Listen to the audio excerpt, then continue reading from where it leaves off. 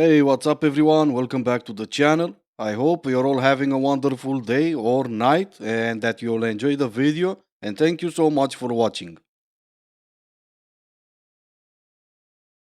Okay, I was just out with my friends and we were talking about something that I have noticed has been a consistent red flag when I'm dating guys.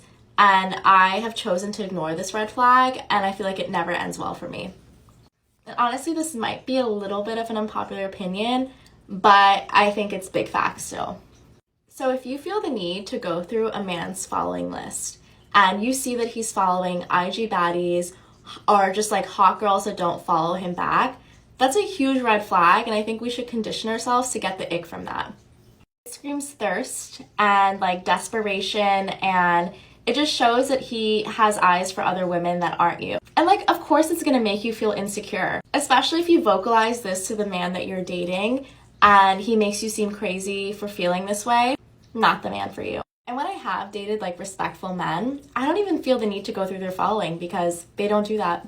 Okay, and how exactly do you tell the difference between a respectful man and a not so much respectful man? If someone is disrespectful to you, that's what you do? Go through his following list? And yeah, watching Thirst Trap is disrespectful, but so is posting Thirst Trap. And by the way, whenever a story starts with I was talking to my friends about this subject, it's not even your idea. It was planted in your head by your friends.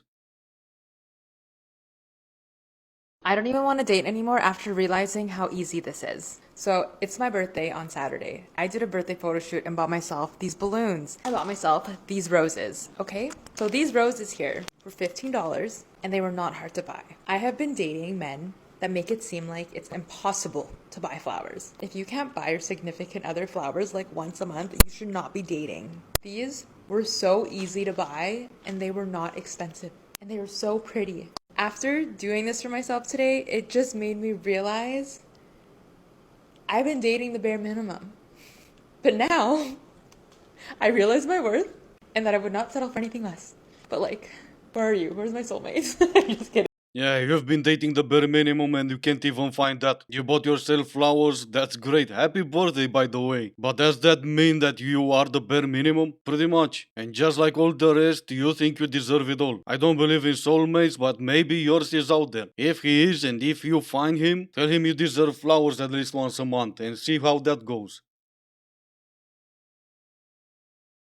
Things that make a guy extremely attractive. This one's gonna be controversial. When a man drives a stick shift, like a standard, you ain't gonna see me with no man driving a manual.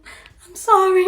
Yeah, that's alright. We probably won't see you with a man anytime soon anyway. This may come as a shock to you, but men do like smart women. We want to have someone we're able to have a conversation with. You, on the other hand, maybe you should just go back to school.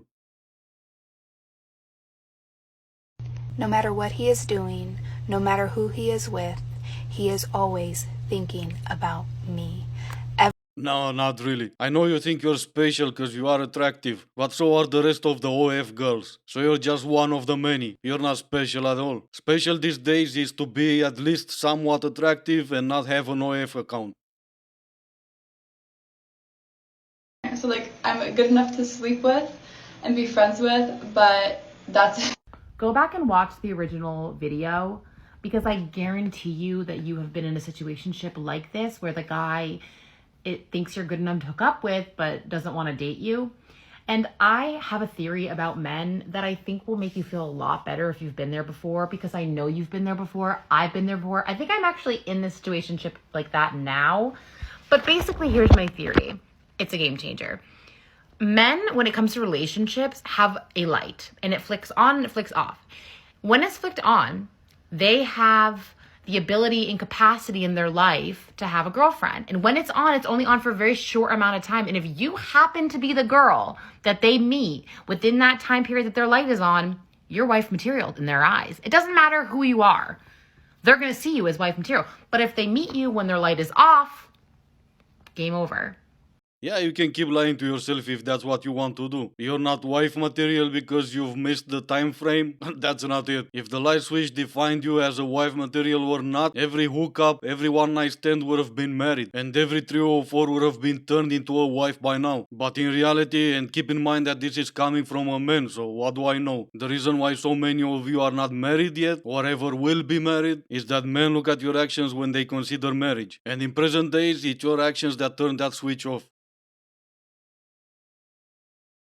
Hi Sixies, I'm back and I'm gonna show you how to seduce anyone in a few steps. And I have everything on my iPad. The first thing that you're gonna do is the moment you're gonna meet this person, next time you're gonna meet them in real life, do not say the first word. Even on calls, do not say the first word. Let them speak first. Even if it takes 5 minutes of silence, do not say the first word. Because there's a psychological explanation behind this. When someone doesn't talk or like is comfortable with silence, it shows power, and also this person will feel like this conversation is carried by you. Second thing that you're gonna do is every time you're gonna talk, every time they're gonna ask you a question, wait 2 seconds before answering. Like look at them. Let's say, what's your name? You look at them, 1, 2, and then you tell them your name. The third thing that you're gonna do is you're gonna let them talk about their childhood. Like bring the conversation about their childhood. Let's say they do a sport, ask them about it, be like, oh, like have you been doing this since you were a child? Whatever. Find a way to talk about their childhood, because psychologically, when someone talks to someone about their childhood, they think that they trust you more, and also they relate this feeling of nostalgia to you in that moment. After this, you're gonna use the art of insinuation to plant thoughts in their head. Like let's say like you guys are talking about like what's your fantasies. Look at them and be like, I don't know if you're ready for this, I'll tell you when you're ready. Because you want this person, when they go home, they'd be like, oh my god, what was this person talking about? Just find a way to plant a seed in their head about you so they think about you when they're home. And the last thing is you know when to withdraw. Know when to leave the conversation. Let's say the conversation is at its highest, that's when you leave, or when it's at lowest, you leave. Leave the conversation first. Don't stay there trying to make conversation, whatever, just leave. Because the person, you're gonna leave the person wanting more from you. Yeah, I had to speed this up because she went on and on and on forever. Leave the conversation whenever you're having a great conversation. Sure, I mean, why not? Maybe instead of going home wondering what you wanted to say, I would just find someone else who's interested in having a conversation. And everything else you said makes sense only in your head, but I'm not gonna talk about it because you made this video long enough. Every situation is different, every person is different, so not everyone will respond to your points in the same way. You want to seduce a man? This is the short version. Breed. And if you want to take it one step further, be nice to him and smile. OMFG. I've just signed up for Bumble last night. What the I cannot believe. Okay, I hate to sound like a but some of the people that send me little notes. Are you looking at yourself? Are you looking in the mirror? Like, what the am I going to do with a child in the head as a sales assistant, as a 35-year-old man that can't obviously shower or shave their beard, yet you want a woman that is a single mum and a business owner to take you seriously? No, probably they don't even care. Do you look in the mirror? Well, do you? Also, Bumble is that app where you have to test the guy first, right? So this video is in fact you texted the guy first, you told him you're a business owner and no one cares about that. You told him you're a single mother and he said no to you. And you got your feelings hurt, that's why you decided to make this video bashing the men on dating apps. But just in case you don't know how to get over yourself, I'm gonna help you out. Go look in the mirror and repeat after me. I am not the prize. I'm mind blown.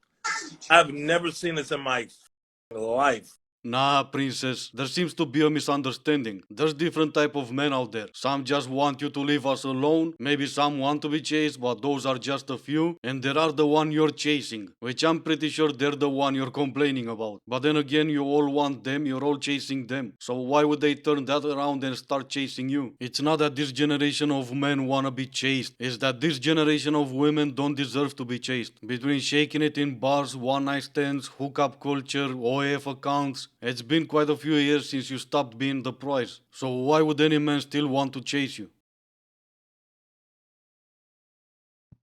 Okay, so I took everyone on TikTok's advice and I stopped initiating conversation, I stopped triple texting, and guess what?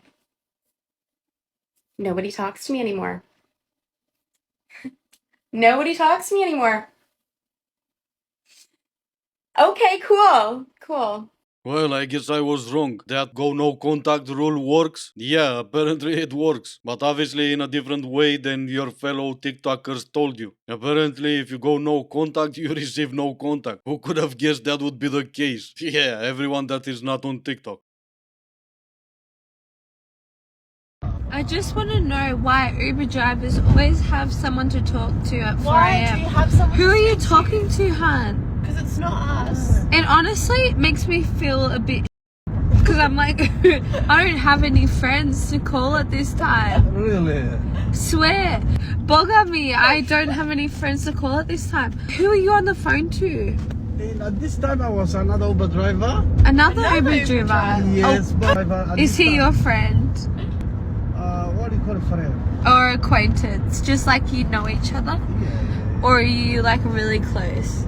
Not just a friend. Oh. How do you complain about not having friends when you have one with you in the car? We could hear her in the background. And maybe the Uber Druber has friends because he's not out all night, every night, partying, clubbing, drinking. Maybe he has friends because he's doing something else with his life except wasting it in bars or clubs every single night. So shout out to that Uber Druber. Anyway, this is gonna be it for today. As always, I do hope you enjoyed the video. If you didn't, I still appreciate you for making it this far. Thank you all so much for watching. Stay safe and I will see you in the next one.